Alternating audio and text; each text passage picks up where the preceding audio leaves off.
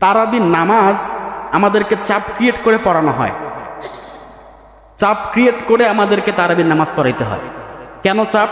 পিছন দিকে মুসল্লির চাপ। কোরআনকে সঠিকভাবে আমরা পড়তে পারি, যদি ইমামের পড়া শুদ্ধ না হয় তাহলে পিছন দিকে মুসল্লির নামাজ হবে? বলেন তো। আমি তো বুঝতেছি, আমারে তো হচ্ছে না, আপনাদের কিভাবে হয়? আমার যদি না হয় আপনাদের কিভাবে হবে?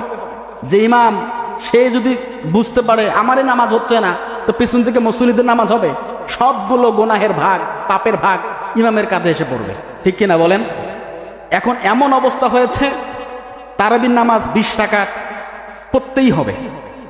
8 রাকাত, কোন মসজিদে কিন্তু 8 রাকাত পড়ানো হয়, ঠিক কিনা বলেন? 8 রাকাত পড়ার পক্ষেও সহি হাদিস আছে, দলিল আছে। 20 রাকাত পড়ার পক্ষেও সহি হাদিস আছে, দলিল আছে। এগুলো নিয়ে আমাদের দ্বিমত করার, ফিতনা ফাসাদ করার কোনো যুক্তি নেই, কোনো কারণ নেই। আমরা মুসলমান ভাই ভাই, ঠিক কিনা বলেন?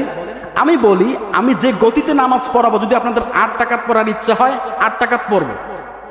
এই যে 8 রাকাত নামাজ যদি আমি পড়াই, আমি দেখি যে 20 রাকাত পড়ার সমতুল্য হয়ে যায়। নামাজ নিয়ে ফাজলামি হয় ভাই, ঠাট্টা হয়। আমার তো শরম লাগে যে কি এটা, কি হচ্ছে এটা কি নামাজ? নামাজের নামে কি হচ্ছে এসব? না সিজদা হচ্ছে, না রুকু হচ্ছে, না তাসবিহ তাহলিল হচ্ছে, না কেরাত হচ্ছে, কিছুই হয় না। অতএব ওই তাড়াহুড়ো করে 20 রাকাত না পড়ে আমরা 8 রাকাত পড়ি। কেন পড়বো না? কারণ আমি গতবার যেভাবে নামাজ পড়িয়েছি, আল্লাহর কসম করে বলছি, আমি নামাজ পড়ে শান্তি পাইনি। আমি মেম্বার থেকে বলছি, এটা রসুলের চেয়ার। ইন্নাল ওলামা ওয়ারাসাতুল আম্বিয়া, আলেমরা হচ্ছে রসুলের ওয়ারিস। আমি টাকা ইনকাম করার জন্য এখানে আসি নাই।